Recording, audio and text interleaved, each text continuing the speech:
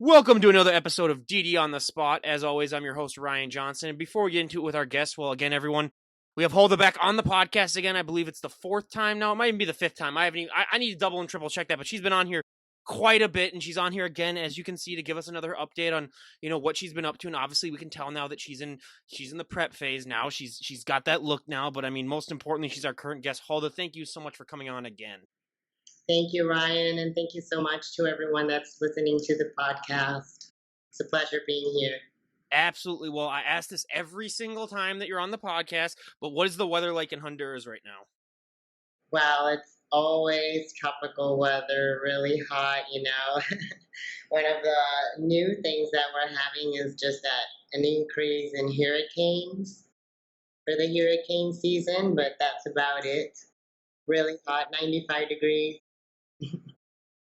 That just sounds. I mean, I thought it was bad here. It's like low 80s here and like super humid. But hey, I got to give her the award for that too. But I mean, just looking back on the last time that we talked, it was like when COVID was just officially like starting and stuff was really closing down. But what have you been up to really since then? I mean, it's been basically a year since we've talked. Obviously, we can see that you're getting ready for a show. But what has this last year been like for you? Well, since last time we spoke, well, I never stopped training. I think I mentioned that on last podcast. I never stopped going to the gym. So there hasn't really been anything different for me apart from the fact that I've become prep a few weeks ago and it's been going pretty smoothly. I am 7 weeks out and I am still, very much in solid, not tired, or anything, just going pretty good, thankfully. Give it another month or so. We'll see. She's good. She's good right now, everyone. But hey, fingers crossed. Well, I'll check in with her in a month and see if she still has the same. No, I just yeah. That's it. But do you normally, when you go in preps, do you normally have it be this good for this long, or are you one of those people that like as soon as you're a week in, you just get tired of it? Because we've had the vast amount of answers have been from either that one end of the spectrum to like, oh yeah, once it gets down to a week, then I finally start to feel it. Well, the changes physically, I see them every week. There's a point where it's daily, you wake up and you look different. Um, Other from the fact that maybe this time feels more smoother is that I started with a lot of food versus other preps. I was like eating so much food that right now it's still, a very decent amount by this point. So sure, I'm gonna be really hungry the last few weeks, but by this time, another prep, I would have less calories before, less carbs, less food, Yeah. more cardio. I mean, and mentally, do you think that because of what's been going on this last year, that this off season for you has been easier than before? Because I think so many people have had so much more free time with all the restrictions that have gone in place. What has your experience been like through all that? Well, I wasn't really able to travel, to make any plans. So this was the first off season that I think that I really took advantage of.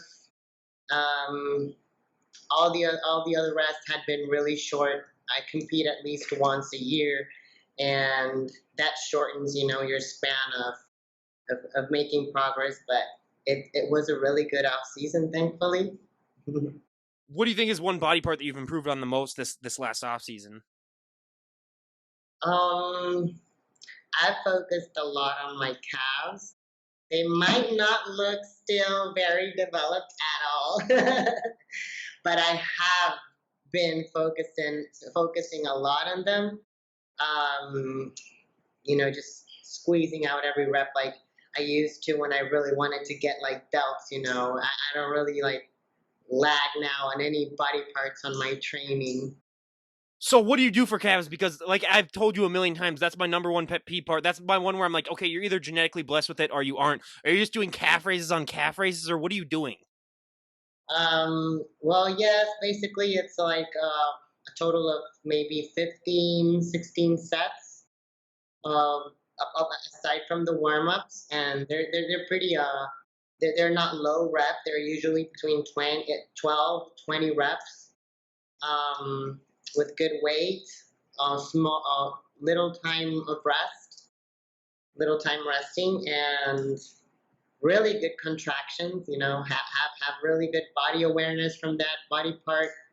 For me, it's not as easy as flexing my lats, or my pecs. So I've gotten better in that. It's improved. I like that. Has your nutrition changed at all in this last off season? Well, I've been vegetarian since 2019, and maybe just the few changes that I've had lately in the past weeks is that I've been in a complete vegan setup with no eggs, which was the thing that I had been eating, not because of a particular reason. It's just that I was like, maybe I need that little protein there, and of course I do like the taste of eggs. But as I've been further into prep, the less calories I have, the more creative I get. With foods, it's like I have to go out and look for foods that are gonna give me that are gonna satiate me. So right now I've been like that, 100% plant based. It makes me really happy. What have been some of the creative ways that you've been able to accomplish that? Let's see. For example, this week I've been trying to do things that resemble bacon, which is a flavored tempeh. I had never tried tempeh before. I'm obsessed with it right now because it's just such a wonderful flavor and texture, and you can make it sweet. You can make it salty. You can make sandwiches with it. You can make, like the bacon strips, and you can really crisp it and give it the flavor. So that's one. I've been using tofu for egg scrambles and with turmeric and curry. And there's a special ingredient for it to taste like egg that's called black salt. So that's really important for it to taste like egg. And maybe some tofu, like frozen, not frozen dessert, but like refrigerated desserts. I really like that. I gotta write down that black salt that makes it taste like an egg. I gotta definitely get on that, and then tempeh too. Okay, I'll definitely check those two out. I haven't had tempeh in a long, long time, so yeah, that actually brought back. But yeah, I mean, yeah, it is really, really good. And I mean, on top of all this stuff too, I mean, just with managing everything during this, pandemic and all this stuff that has come, what has this mentally been like for you? Because I mean, not just the physical aspect of what's been happening during this, but how have you all dealt with all this stuff mentally and still being focused in on, like you said, you were always working out and stuff. Was there anything that you had to change things up, mentally, just to be able to still have this mindset and still have this dedication? Well, I think that the more that I saw that I had time in my hands, by being home and interacting less in the streets, perhaps I've just immersed myself more into my studies. That's one of the things that I've taken advantage of. So that's how I've carried over the whole situation, which thankfully for me, it has not been. When I say it has been challenging, but it has not been unfortunate. I think that everything that's happened, even if we feel like, shut up, how can you say that this is good? I really think, that the universe, that's how it works, always working for things to be better for us. Absolutely. I mean, there's been, yeah, I've had stories that go both ways where it comes to people have really, this has really been a great time for them, and people that it's not been a great time. But I mean, it really just depends on circumstances and, stuff that happens. So yeah, I totally agree with you on that too. But I mean, the show that you're getting ready for, where's the show at? Because I mean, I know travel is still banned. So is that something that you have to worry about, or? I believe that I just need to get a COVID test to get there. I'm going to Omaha and to Norfolk, and I just have to take a COVID test, I believe 72 hours before, and that's it. My grandparents live in Omaha. Yep. Oh, Yep. that's Yep. They great. do. Yep. The Omaha Pro. So yeah. Yeah. We go visit them every once in a while, but let's be honest. I mean, there's nothing to do in Omaha really other than watch the corn grow. Basically, that's about it. But hey, it's something to do. So yeah, it's about 6 hour drive from where I live. And but yeah, That is awesome, and I mean, it's great now that they kind of have it where you only have to get a COVID test at least to at least prove that. Because I thought they're gonna have it locked down for like the whole rest of the summer too. But were you with this type of training that you've had though too? I mean, obviously, the gyms are open and stuff, but has this impacted like the mass or just the gym in general? Because I bet do you still get the same vibes in the gym as you had before? Because I mean, some people that I know of, they don't go to the gyms really anymore. They do more at home stuff. Has the gym culture of where you go to changed at all in this last year? Well, one good thing that has changed in the gym culture here is that now they clean the machines after using them. That was the norm before COVID. You had to clean your machines after using them and wash your hands. So I think that's the positive aspect of the pandemic in the gyms. Aside from that, I see a lot of people here that have cheered up on working out at home and have picked up on the habit. It makes me happy to see people that are trying, a good effort to be healthy. I think a lot of people are realizing that right now.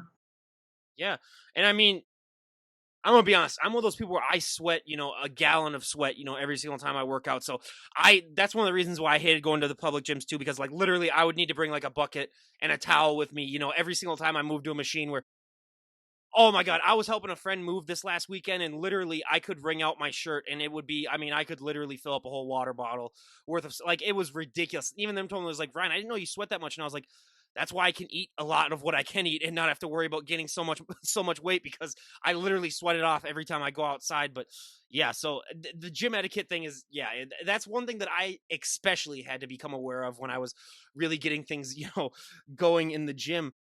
But when it comes down to, I mean, bodybuilding as well, I mean, it's always a sport that's, always adapting and always evolving. And, with this last year, a lot of people have had to adapt and evolve in a lot of things. But I mean, the training's, something that I think always stays the same. But I mean, you always have to mix things up in order to avoid that muscle fatigue. And how have you mixed up your training at all? Do you do like different training days or different techniques? What are some ways that you've mixed things up? I get my training routine from my coach Shelby, and I really enjoy actually his routines because they are very they're not like short, like just go to the gym and go, no, but they're very four muscles, four exercises, five exercises per muscle. And what we do is work with a lot of time under tension. We do lots of slow eccentrics, negatives, holds, good stretches, more than using a lot of weight. That's basically how I train. I change the exercises every month. The training split is almost the same every month. I do day one legs, day two chest and delts. Sometimes we throw in there some triceps, then back and traps, and sometimes we throw in their biceps. Um, for the fourth day, we do glutes and hamstrings, and fifth day, biceps, triceps. 2 times a week, calves.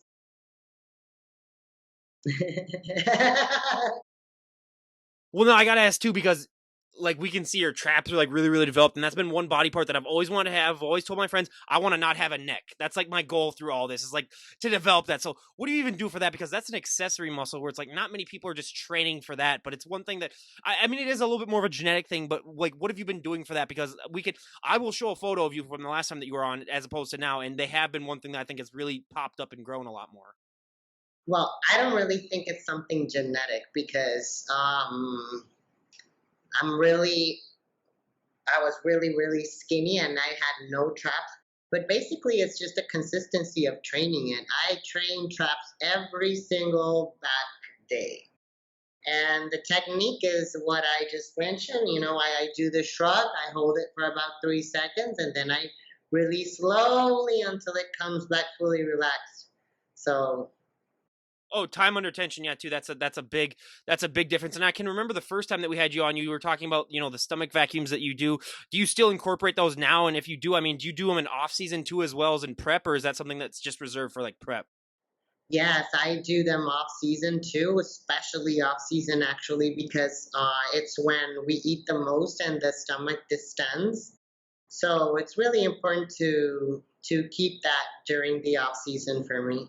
Well, and I love that too because when we talked about it, when you did it the first time you were on the podcast, that was the first time I'd ever heard anything about that. But now, when if you look on Instagram, like everyone's doing it now. So I was like, oh yeah, Hulda was doing that like 2.5 years ago on the podcast, and now it seems like everyone's finally on it now. So whenever someone posts about it, I was like, oh yeah, Hulda was doing that with on our podcast. So yeah, I appreciate you are definitely the first one that brought that up, and some people that I've had on are starting to do that now too. And I was like, oh wow, that's interesting because like when Hulda was doing it, I was like, I've never heard of this before. And now it seems to be the whole big thing. So so you were one of the first that I've heard of for that, and that's amazing. If any, It's become more popular because for the wellness division, I see that the ladies have a very nice apertura costal would be a rib cage opening, thoracic expansion. They open up their ribs so that their waistline can look slimmer.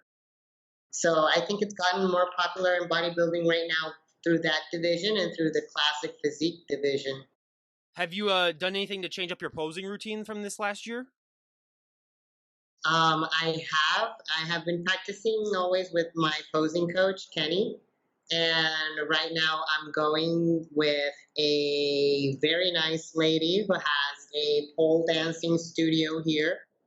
And I'm not actually doing pole, but I am doing a lot of stretches. I'm working on my upper body movement, to give it a little bit more flow and be more loose on the stage, more confident, and just doing it over and over and over and over until that sequence it's just saved on my DNA, stored there.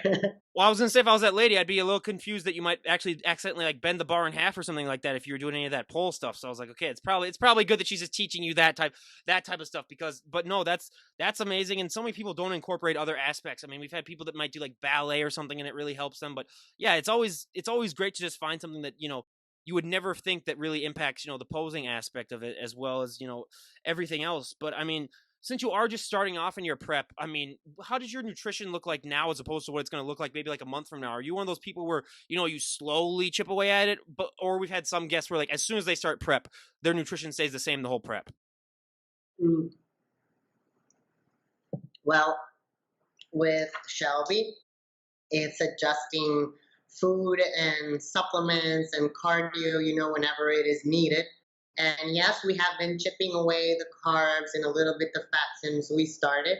So I think that what's going to look a little bit different from now, it's just that it's going to have probably maybe a little bit less carbs and a little bit less fats. Nothing crazy. I'm already on a deficit. I'm pretty sure I'm losing weight. So Yeah.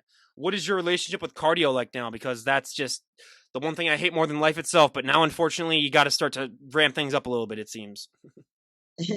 well, for right now, it's 45 minutes. It just started that way like a couple days ago. Before that, it was 30 minutes, 20 minutes. And, right now it's the good stuff. The 45 minutes on, it's like, come on, man. Just wait until you get the hour and a half ones. That's when it starts to get real interesting. Yeah, I try to split that.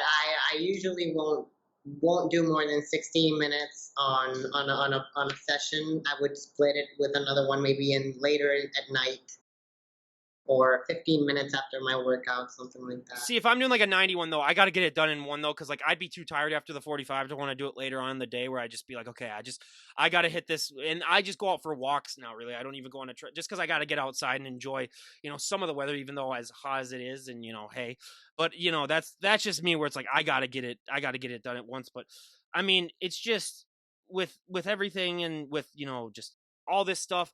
Do you think that your sleep schedule has improved or it's gotten worse? Because some people with the coronavirus, now that they've had a little bit more time off, their sleep schedule has gotten vastly better. But for me, it's like I'm a night owl, so it's gotten even worse than it has. But has your sleep schedule, you think, overall gotten better or worse during this last year? Well, I think I think it's always been in check. As an athlete, it's very important and part of our recovery to have a good sleep. And I actually can sleep anywhere at any time. Yeah, hey, people have to be careful. Like, yo, you know, because I think we can induce it, through our breath. It takes a little bit, to take away all the clutter from the mind and the anxiety that you cannot fall asleep and the idea. But it would really help for you, for example, if you go out in the morning at sunrise and you get some sunlight directly into your eye without any type of UV protection, and also do that at the afternoon at sunset, and try to do that for 4 or 5 days, and your circadian rhythm is going to start acting up there, regulating so that you can have a better sleep. Your melatonin production is going to be better. So those are a couple tips for people that can't sleep that I usually give out. So it helps.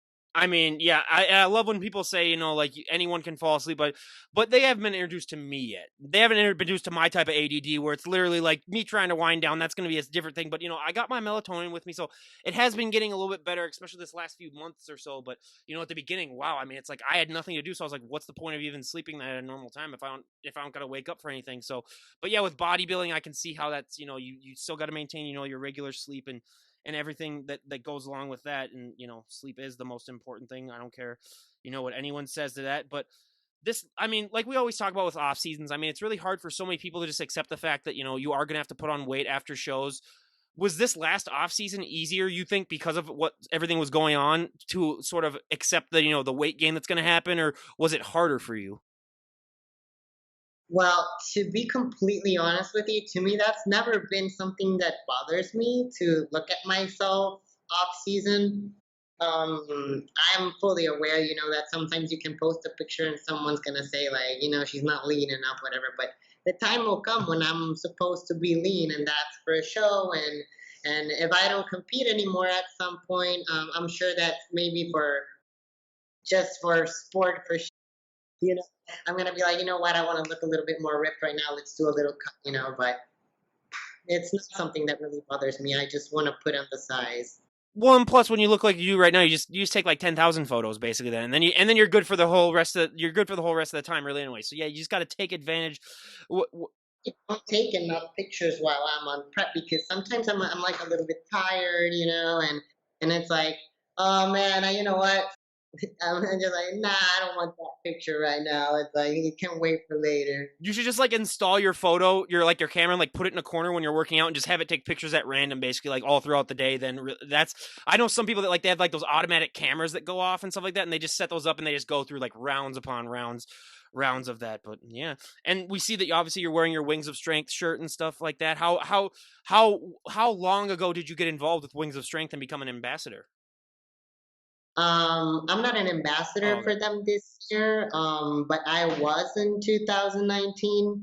I still compete though for the Wings of Strength, I believe, because they're the ones that keep women's bodybuilding thriving. And well, I basically got to know Wings of Strength, what it was and everything until 2019. And I was familiar with the IFBB and the NPC until then, because before that, I had competed only once in the States, but it was such a quick show, it was a small show. And I really got to see how things were, the federation, the organization and everything until 2019. So it's been really cool.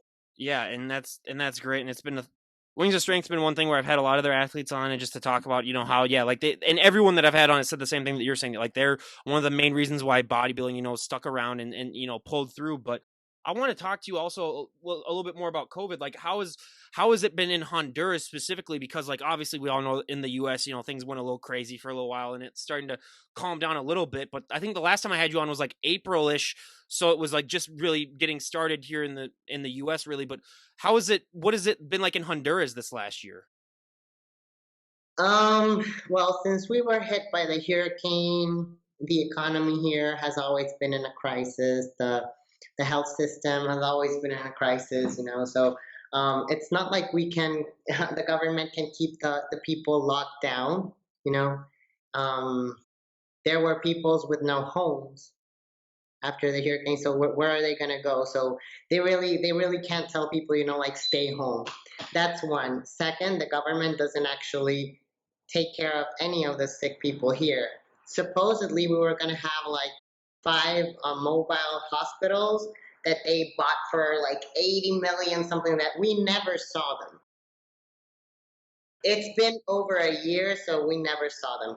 So that's the issue with the government that's going on, and now with coronavirus. I traveled to Roatan in March, and the island is really refreshing. People are more relaxed. There wasn't a single case of COVID there. Nobody was wearing masks. Nobody was freaked out. You know, you can just like, you know, they closed the hospital because there was no stress, there was no fear. What happens in the city and here that they say that the hospitals are full. I mean, people are dying, but it's not necessarily coronavirus. I mean, they had other stuff, and if they were not physically sick, they were emotionally not well, and that affects them. So to me, right now, it's really gotten to a point where I just have to be tolerant, you know, and not get mad by things that I see sometimes, like the governments are pushing you to vaccinate yourself and everything, but I don't see that they're pushing you to take the cigarette off your mouth. You know, that type of thing doesn't make sense to me. Why don't they ban alcohol after so many deaths?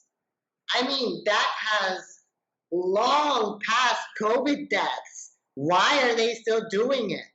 You know, so I think we really need to just get get a hold of ourselves and take control of our health, be sovereign, autonomous. You know, yeah. First of all, hold up. If you're gonna ban alcohol, you got to get through me first, okay? I'm the one the opposite. No, I'm all for moderate drinking, but I know what you're talking about. Where I've known some people that yeah they go way too hard on things. But so wait, Honduras doesn't even have like an anti-smoking campaign or anything like that. No, there's not. I mean, they have on the packs of cigarettes. They have like people with like cancer and stuff like, you know, like don't smoke because it kills. And but that's it. You see that, but there's really no. They don't really care about your health. Come on, if they care about our health, we would have a health system. You know, so when they tell me, sometimes I get a text message from, you know, like the health thing here from the government, and they tell us to stay home and to put our mask because we are going to put people at risk. I'm like, dude, you've had us at risk for decades. Shut the hell up. You know, so That's why I love having a hold on everyone, because for anyone in America that's complaining about our government, just listen to her talk and make you feel like how lucky we have it here in the States as opposed to there. I mean, it's just night and day. Where I mean, yeah, like for here, I mean, yeah, we like our cigarettes are like they're so pricey that like no one even buys them really anymore because they just made them so expensive that like no one wants to do it anymore. I never smoke myself personally. I just have a cigar every once in a while for occasions like for birthdays and like New Year's and stuff. But yeah, it's just that's just ridiculous. And I agree with you too. I mean, it's like you should ban some other things too, where especially with like the obesity crisis, where it's like that's the number one reason why you're gonna get sick and die of COVID is pre-existing medical conditions like obesity. things to us, it should be stuff like that. That's all I say. You know, like if people want to get vaccinated, that's perfectly fine. But what I do see is that they're really like shoving it down on us to do it. I saw a commercial or episode, I think it was like Sesame Street, one of the kids' show, and it was really despicable to actually see the whole trauma. Is it called trauma? Yeah, the whole script of the person saying, you know, let's get our vaccination so that we can go see our friends. That's like subliminal programming, you know, for the kids, and that's not right. That's not right. That's the only thing that I see that's just like. And if it's free, you're the product. It's actually pretty scary also to watch things. For example, on the World Economic Forum's IG, there was a video where it says that humans are going to be more technological than humans. It was a commercial, and they're actually saying this, and it's becoming true. You hear Elon Musk, for example, talking about artificial intelligence, and it's already here. We're already like full of it, and we're just not aware of everything that's going on, and it's we have to make ourselves aware, really. I mean, just wait until they get to the like machine bodybuilding phase where they just basically just put like suits on some robot and something like that. You guys are going to be out of a sport, but no, that's never going to happen. But no, that's just. But yeah, I mean, I've always just been fascinated by all that stuff. Elon Musk too. Yeah, I've anytime he's on any podcast that I know we're speaking, I always got to stop whatever I'm doing and listen to him just because. Yeah, I just love hearing him talk. But yeah, I mean, it's just a weird time that we're living in, and I would have never guessed that I'd be alive for a certain time like this. That all this stuff has really been happening. But yeah, especially that I mean, like being in Honduras and stuff, and like you said, the bodybuilding community there is very niche. Like, there's not that many people in it. How do you think the bodybuilding community in Honduras overall has been reacting to what's been going on this last year? Well, sadly, there were no shows held here. So I think that the athletes are pretty bummed out. I think that a lot of them did actually um, just relax. They saw that there was nothing gonna go on. There's a few that did kept working, and I hope to be able to go to one of the local shows and support the athletes here soon. It's really fun to go to the shows and see everyone from here. Where do you think that extra added motivation comes in you when you have, like you said, everyone else is just thinking like, oh, we might want to just take it easy just because there's not going to be any shows here, and travel's restricted. What part of you just keeps telling you like, hey, we got to stick into this, routine and keep this lifestyle? Because I mean, you're definitely one of the one percenters when it comes to that, where I think the vast majority of the public was just like, hey, let's just chill out for a while and just, take things easy. But what do you think motivates you to, just keep this up even when you knew that, like, hey, I might not be able to do a show this year? Well, I think it's good to keep in mind that everything is temporary. Everything is temporary, and if I don't do things because of the time that it will take, or because things are resting, it will eventually pass, and I will regret not doing things. So that's probably one, and I am very driven to make progress in all kinds of aspects, not just bodybuilding, and to keep evolving. And what's helped me is to have accountability through my check-ins, through my progress pictures. And if I see that I'm like, not moving, and I'm slacking, I do get like the, hey, come on, we need to do something right now to, you know, move on. Yeah. I mean, yeah, it's a special technique that a handful of people that I know of like actually like really have, and a lot of people claim they have it, but I can tell for sure that you're one of those people where yeah, literally, if they're not doing something that's productive to them, they just can't do it. And I am like that at times, but not all the time. I'm going to be completely honest here, but yeah, it's just so great to have that too, because I mean, you do set an example for so many people of how to keep this up, and I mean, I have learned actually, even with the pandemic, perhaps too now, to actually rest too. I mean, right now it's grinding time, it's prep time, and everything. But when there's off season, I do try to give time for myself. Not to maybe not make everything about bodybuilding. So yeah. Well, that's really important too, and I mean, with the nutrition stuff, and I mean, just figuring out the vegetarian thing. I mean, so many times when I mean, I've had a handful of vegetarian bodybuilders on the podcast, and I mean, you hear all the myths too. It's like, oh, you can't get your protein in, you can't really, but vegan bodybuilders like they don't exist, and even if they do, they're lying. But what is one of the things that I mean you would love to say to anyone who's like doubting that? Because I mean, every time I mention a vegan bodybuilder on any post that I have or anything like that, I always get the comments down below. It's like, oh, those don't exist. They're just lying to you and stuff like that. But what do you have to say to those people that just doubt that you can be in shape and be a bodybuilder while living a vegan diet?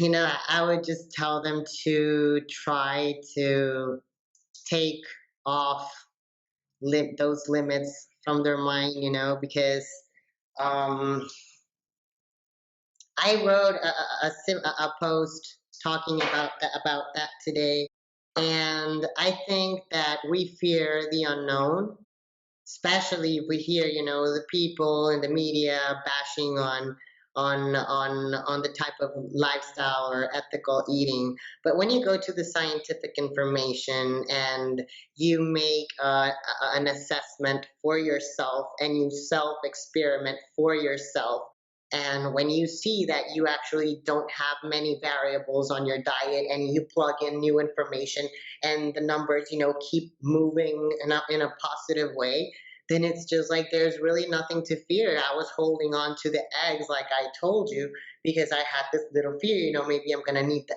eggs, but so far it hasn't been the case.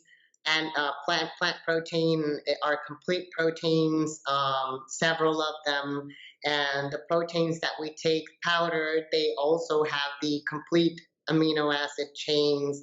So really, there's nothing to fear about it. I understand the part of getting to know new cooking methods and new food items. I was also really like lazy. Number one, I was lazy to learn that, but with practice, learning new things, it just becomes automatic. Yeah. Well, and yeah, it's just like I compare it to like riding your own bike, where I mean, it just after a while you just get so used to it that it's just like second nature too. But with your training too as well, obviously, I mean, you're not going to be going balls to the wall, max lifting and stuff. But is there a certain are you one of those competitors too where like as your prep goes on, you go from like 75% max lifts to like 60, or is it always just sort of like the time under tension now for you as you're getting into the lean down phase? Yes, it is basically almost always time under tension. So I don't really, I don't really max out, but I do try to get all the reps that I need to get with effort, good breath. Yeah, absolutely. And yeah, obviously we can see that the results have really been shown right now. And I mean, is there anything that are there any goals that you have specifically into the Omaha Pro? Is it obviously to win, or do you just have to place, or do you have any like specific like you're looking to do this at the Omaha? Is it just to win it all, or do you have any other things in mind? Well, I just told my coach that I really wanted to take advantage of my prep and do more than one show. I'm usually only able to do one show a year because I have to travel, and I don't know, maybe being in the States, it can be a little bit more easier. So what I'm gonna do is stay in the States for that week and just do the Norfolk Pro the next week. And I don't really have a goal, like to win or to make points to qualify or anything. I just want to do the two shows and look really Yeah. good. And then whatever happens, and I think it's a great experience always. So what would happen if like you won that and you got qualified for the Olympia? Then would you have to like figure out a way to stay here then basically? Well, no, I wouldn't. I would have to come back, but um, well, if any time that would happen, I have my dad that lives in the States. He's in Orlando. I believe the Olympia is in Tampa, So, I would probably come up with something like that, like, hey, dad, let me crash your house, please. I need to go to a show near there. Yep, absolutely. And I mean, we ask this question every single time, but it's always super important. Is when we do talk to you another year from today, where would you like to be at? Not only just in your bodybuilding, but just in your overall life. What are some goals that you'd like to have achieved? That's a really good question. um, Perhaps not much of achieving things, but also letting go of things. I think that more than obtaining things, I want to let go of things. All the time I feel that as we live, we go through challenges and traumas, and we don't get to really work them well always. So for me, it's basically just to be in a better place mentally and spiritually, whatever that involves doing here in the physical world. So some of my plans is that I've continued to receive courses on breath work. I finished my low pressure hypopressive certification course for the first level, and I am getting a pranayama course for other breathing techniques. So um, I actually do want to see myself helping people with that type of training. I don't know if I'm going to train people for bodybuilding lifestyle, bodybuilding, but definitely for breath work. Breath work is one of the things that I do want to be in service for. Holda, as always, it is just always a pleasure having you on and talking to you. I mean, every single time you come on, it's great. And I mean, I look forward to seeing, how you do at the Omaha Pro. I obviously just think you're going to do great if you're already 7 weeks out and you already look like that. It's like, good God. But again, you guys, I mean, Holda, we cannot thank you enough for coming on. And again, for being one of our best podcast guests. I mean, I really, really appreciate it. Thank you, Ryan. Thank you so much. It's always such a nice chat to have with you. Thank you for having me here. Absolutely, more than happy to. And again, you guys, leave a link to her Instagram page down below. And well, she's actually got a new Instagram page too that she got from. So I'll leave them both down if anyone wants to go. But the new one she posts on a lot more that I'll leave for everyone too. So what was the whole reasoning behind that too? Like you said, like the algorithm was messing it up or something like that for your old Instagram profile. Yes, I've gotten some bans for nudity and the pictures. I've seen a lot more exposure on pictures, but it is the algorithm, I believe. So it threw me off to the end of the pile. For example, you will not find me on the explore page. If you would type my name, you would have to type it all so that it would appear. That already was removed, that like limitation. So it kind of sucked, that having 130,000 followers or something like that, I was able to reach only like 5,000 accounts from like 40,000 that I was reaching before. So Yeah, that is ridiculous. So yeah, everyone go and follow that new one. And again, I highly recommend giving her a follow. It's always great stuff that she's posting, and she's always a great guest as well. And again, you guys, this is Ryan Johnson, DD on the spot, signing off. Have a great day, everyone. bye, guys.